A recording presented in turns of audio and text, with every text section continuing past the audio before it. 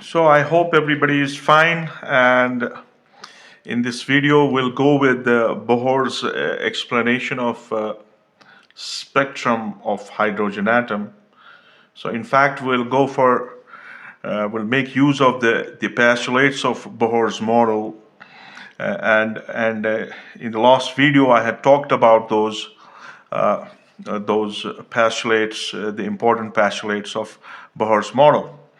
Now, if we go with those postulates and we start the mathematical treatment, so we have the force of attraction. The force of attraction we have between electron and nucleus. And this force of attraction is Coulombic in nature, so we can write down that force as 1 by 4 pi epsilon naught Z E square by R square, where this Z is the number of protons, or you can say the number of electrons of a neutral atom. So it's basically the atomic number. So what happens is that the centripetal force, that you have an electron and you have a nucleus, and the centripetal force acting on this electron due to its mechanical motion in this circular orbit. For the equation of the electron in circular orbit, this Coulomb force of attraction must be equal to the centripetal force. So this force, Coulomb force, must be equal to the centripetal force. So we have centripetal force, that is mv squared by r, and we have Coulomb force, and that is 1 by 4 pi epsilon naught Z E square by R square. So this is the case from here, and if I take this R square and bring down V square down, what I will have M, this square and R will go, so I'll have mr equal to 1 by 4 pi epsilon naught Z E square by V square. Let me bring down this M down, so this will be mv square. So let me call this, have this as some equation. Let me call this as equation 1, where I'm calculating the radius. This is the radius of the orbit.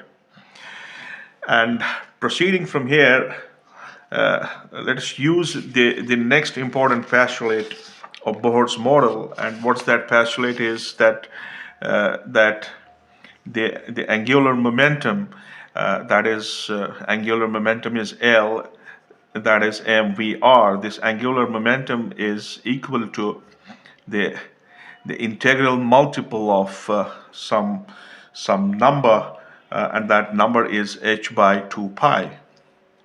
So using for L equal to mvr, we have mvr equal to nh by 2 pi. So from here we can have this velocity, so that is nh by 2 pi mr. All right, so let us use this. Let me use this value of velocity in the equation number 1. So if I name this equation as 2, so substituting second in 1, what am I going to get is the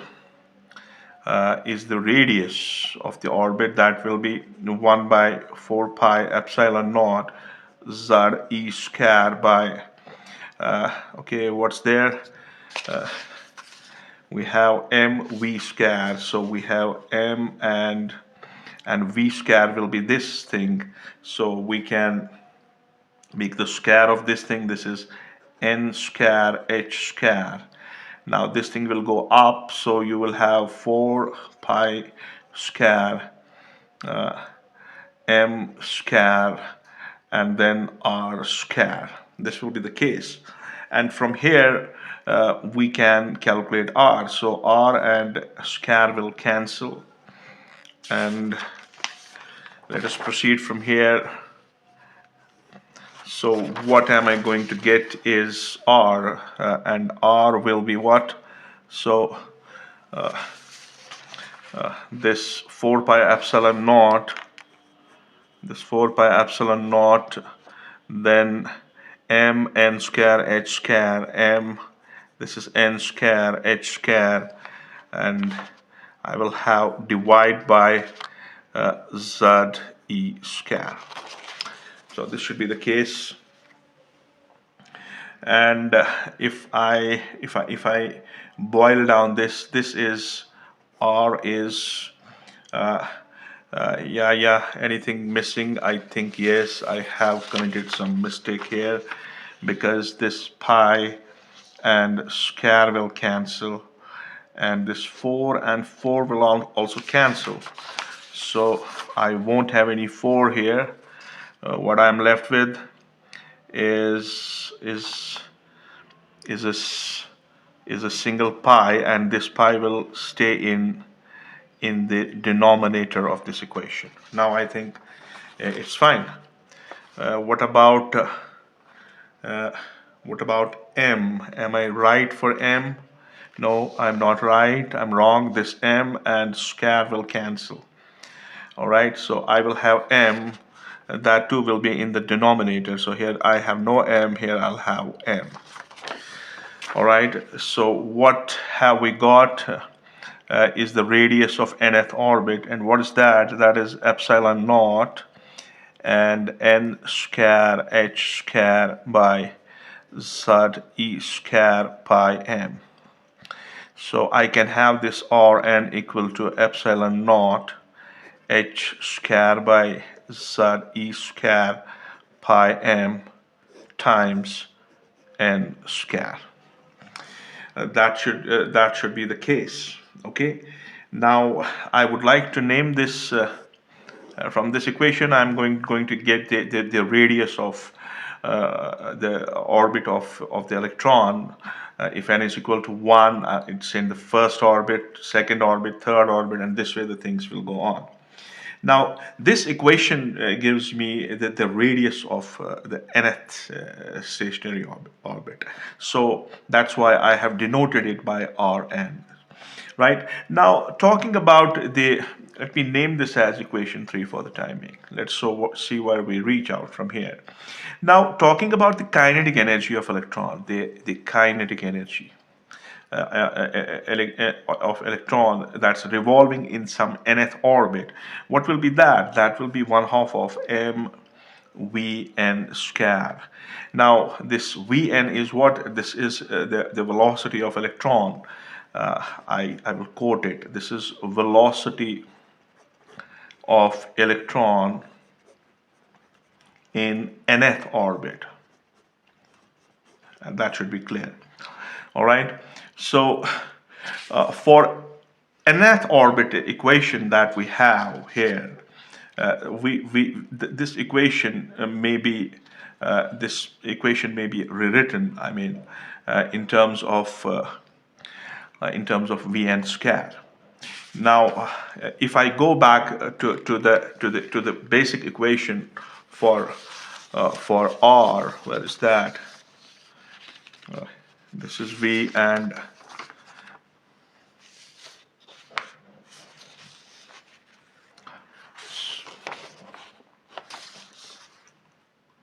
here is that. Okay, so this R, if I use here, this is my 4.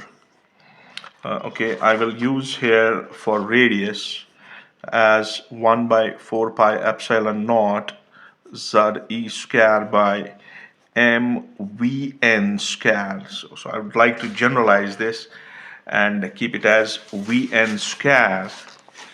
So what's going to happen is that this R will become Rn for this case. All right, I would like to substitute for this Vn square that I'm getting from this equation. What will be this Vn square? If I get it, so you will have 4 pi epsilon naught it will, no, I'll not do it this way. Let me take Vn square up. So I have 1 by 4 pi epsilon naught Ze square by m r n. Yeah, that is it. All right, so this will give me Vn square. Now I would like to substitute this value of Vn square from this equation. Where would I like to submit it? It is in the equation that I wrote down for the kinetic energy, right? So was there any name for that? Yes, I should have. Yeah, that's here. I should have named it 4. So let me call this 5, and I will substituting 5 in 4. So I will have the expression for kinetic energy. What will be that? That is 1/2 of m. Vn is this whole thing, 1 by 4 pi epsilon naught Ze square by m Rn. So this will be my kinetic energy. I think this m and m will go. So I will have 1 by this is here Ze square. This is 1 by 2 m v square, and v square is simply 1 by 4 pi epsilon naught Ze square by m Rn. So this is going to be here. How much is this going to be here is 1 by 2 times 1 by 4 pi epsilon naught Ze square by Rn. So this is the kinetic energy. I don't know. Let us see if I have committed any mistake. That will come to know in conclusion. Now, in addition to this kinetic energy, we have this electron revolving around the nucleus. This electron has potential energy, and that potential energy is electrostatic in nature because there is electrostatic attraction to this electron by virtue of this nucleus. So writing down this potential energy of the nth orbit would give me what? It would give me for that we have the expression. What's that? That's 1 by 4 pi epsilon naught. Then you have Ze times minus E divided by Rn. So this is the potential energy that will exist that we have for the electron, which is revolving around this nucleus. So if I call it, I should have called kinetic energy, say, as 6, and if I call this as 7. So now I can talk about the total energy of electron in nth orbit. I have tried to generalize it for nth orbit. Okay, so in that case, let me call that total energy as En. That will be kinetic energy plus potential energy. And how much we have kinetic energy is this much. It is this much. It is 1 by 2 times 1 by 4 pi epsilon naught Ze square by Rn. Okay, then we have plus. Now, plus for plus, I will use minus because of the negative charge. So here I have minus 1 by 4 pi epsilon naught Ze square by Rn. Okay, I think we are going in right direction. So this En will come out to be, okay, everything will be out. This 1 by 4 pi epsilon naught Ze square by Rn will be out. Inside you will be left with 1 by 2 minus 1.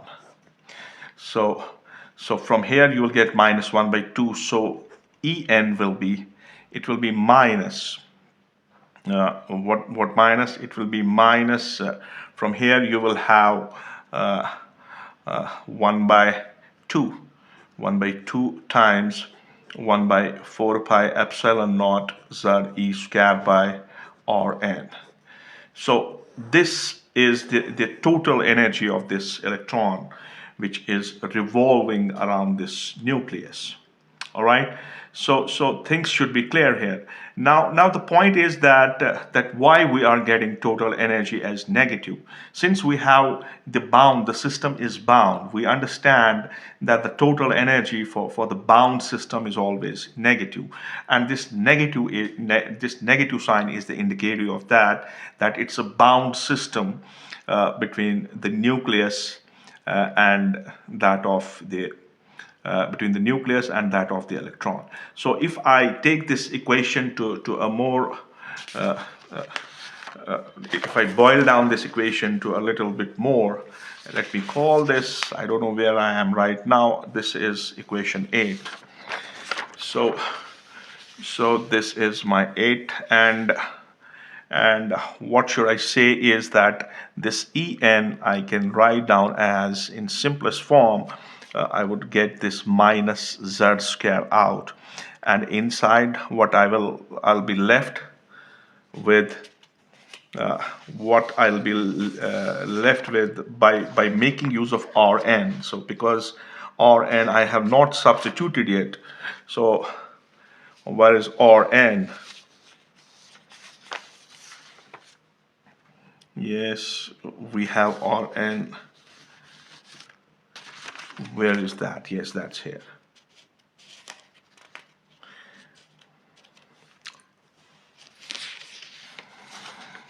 Rn is here.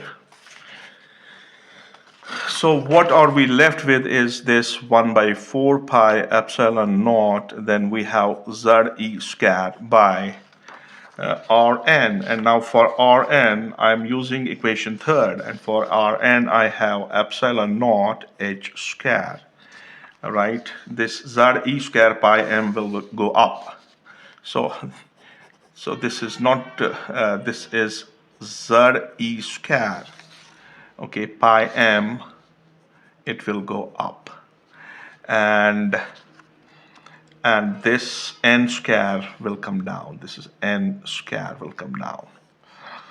This should be the case. I think we should go with some, this is minus, so Z and Z, so Z square is out, and inside what we have is, here we have pi, and this pi I think will cancel, so we will have me to the power of 4 divide by, then we have epsilon naught square, then we have h square, then we have n square.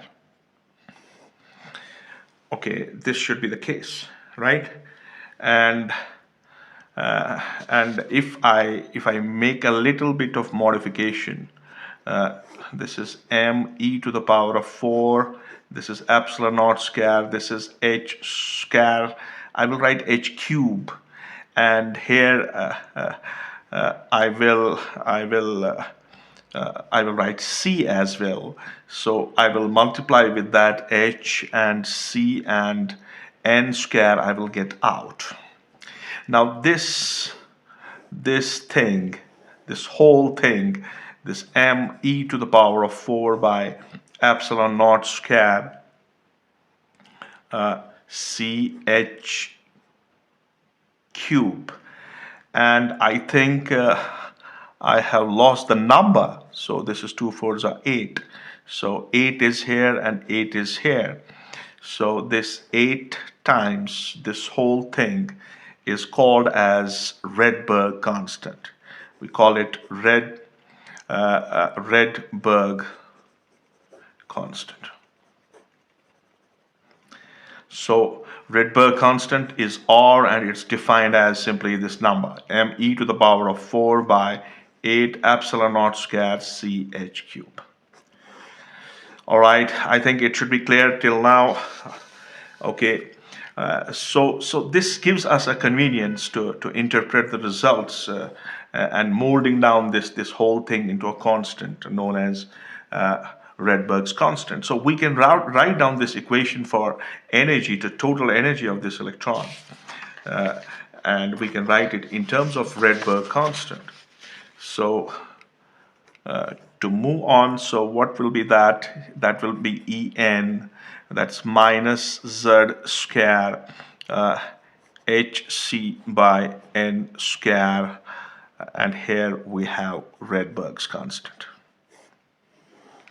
That should be clear, right? Now let us assume that electron jumps from a stationary orbit of higher energy to a stationary orbit of some lower energy, right? And then the radiation will be emitted as per the postulates of the Bohr model. And if I assume that Ni and Nf are the quantum numbers. They are the quantum numbers.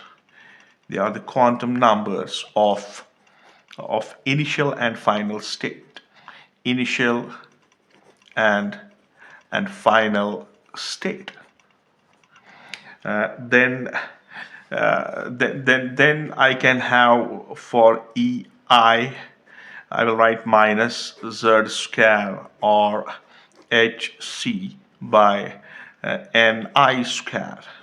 And for EF, I would like to write minus Z square or Hc by Nf square. Now, if nu is the frequency,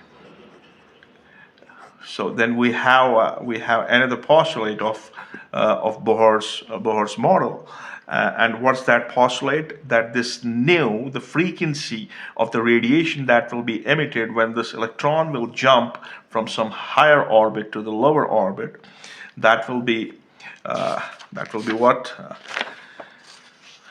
That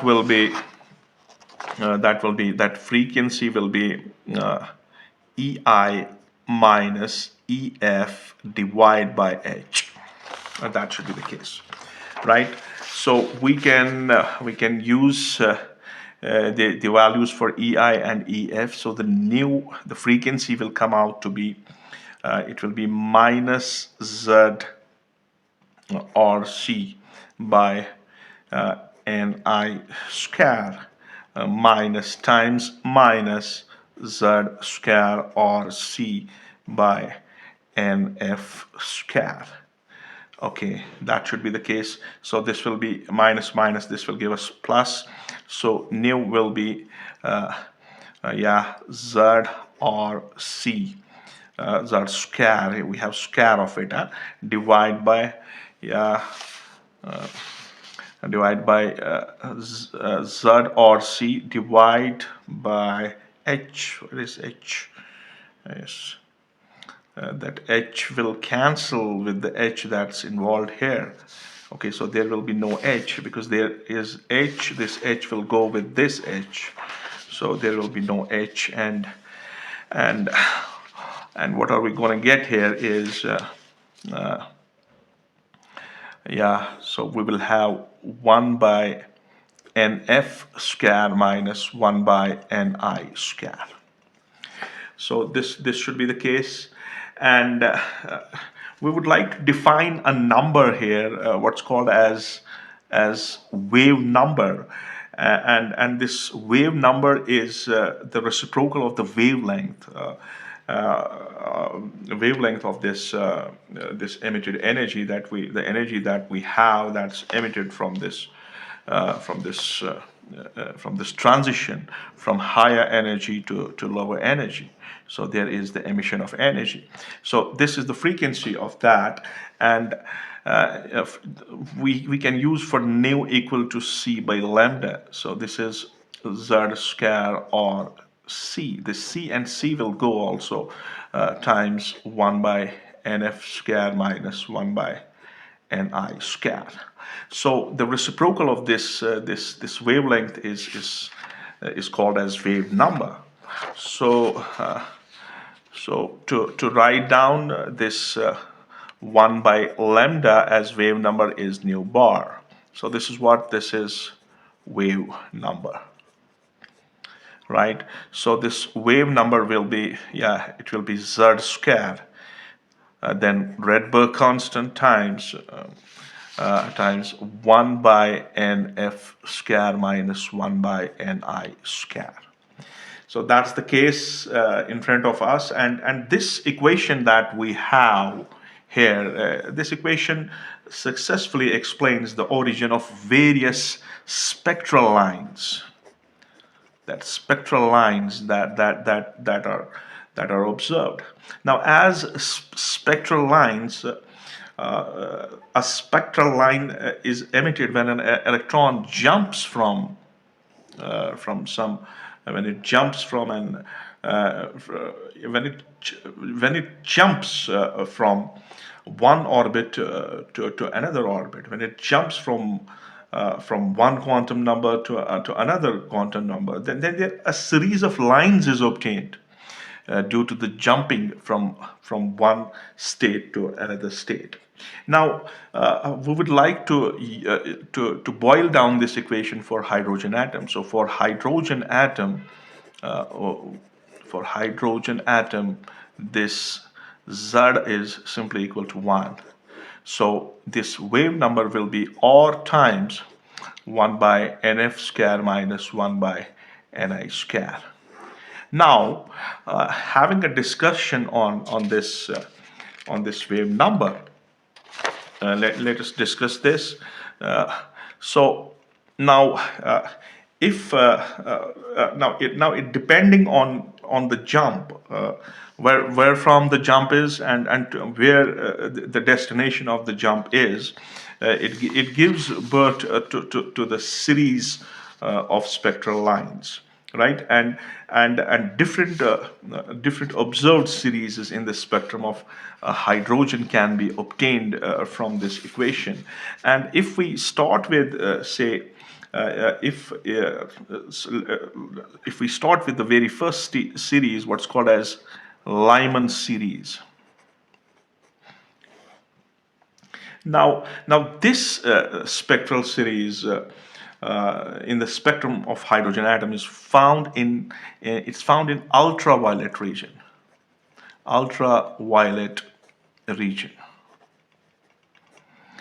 And this series is produced by jumping of electron from some higher orbit to the orbit which is in which nf is equal to 1.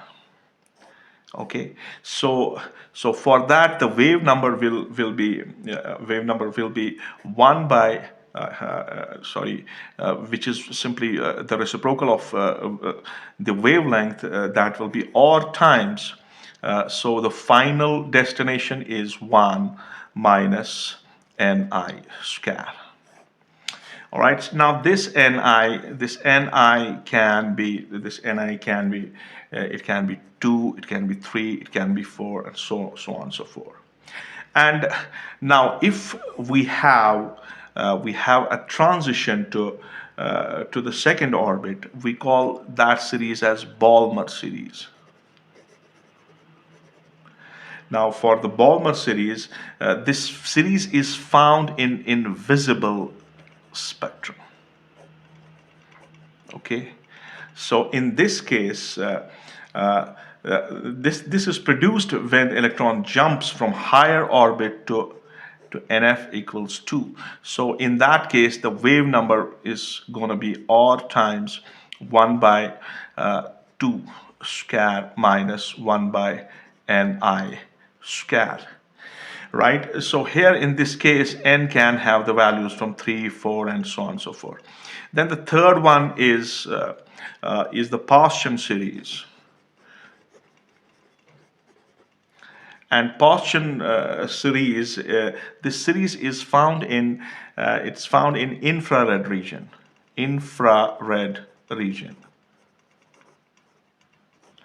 And in this case, the electron jumps to the third orbit, so the wave number is or times 1 by 3 square minus 1 by ni square. So similarly, if we have the fourth, we have the fourth we have the fourth series called as bracket series. It's bracket series, and this series is also found in infrared region. It's found in infrared region. Okay. And this is produced when electron jumps from some higher orbit to the fourth orbit. So in this case, NF is 4. So we will have the wave number as 1 by lambda is equal to 1. It's r times 1 by 4 square minus 1 by ni square. And then we have fund series, and we have fund series. And this is obtained by jumping of electron from the higher orbit to the fifth stationary orbit. And this series is also found in infrared region. So the wave number for this series is what's reciprocal of lambda is r times 1 by 5 minus 1 by ni square. So in this case, you will have n equal to 6, 7, 8, and so on and so forth. In this case, you will have ni equal to 5, 6, 7, and so on and so forth. So this is how the Bohr's model is able to explain the spectral lines, the spectra that's there linked with. Now, if we move on from here, let's look for having a show for this kind of transition that we have discussed. Let me try for it. So we have the first orbit, then we have the second orbit, third orbit, fourth, fifth, and then I can't go beyond it. Okay, so then we can have we can draw the things that we are interested in. Suppose this is my first orbit. We will have transitions coming from higher orbits. Okay, we will have transitions coming from higher orbits. So this will be my Lyman series. Okay, so I should have another line here from here. So in the similar way for Balmer, it will start from here because the transition will be will end in the second orbit. This will be the Balmer series. And then Paustian, you can have things like this. Oh, sorry. Yeah, let this go like this, and let me go like this. So this way we have this all the series that were experimentally found from the hydrogen spectrum. So this is how Bohr's model is able to explain the spectrum of hydrogen atom, which could not be explained when we talk about the Rutherford's model, because Rutherford's model was purely based on classical arguments that an accelerated charge emits radiation. And then moving to the Bohr's model, where he assumes non-radiating shells and quantizes the angular momentum of these electrons revolving around the nucleus.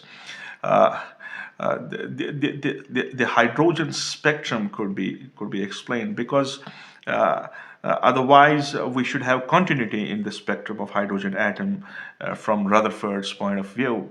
And Rutherford's model was completely a failure in view of explaining the stability of the atom, because the electron should finally fall into the nucleus, and there should not be anything existing in the form of atoms.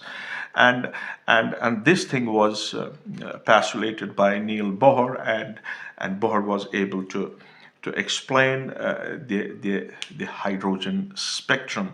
And using all these equations, we could calculate the speed of the electron in each and every orbit of hydrogen atom.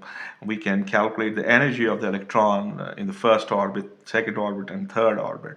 So all of these things are very trivial things. Students can do that, and I hope I am able to deliver the message.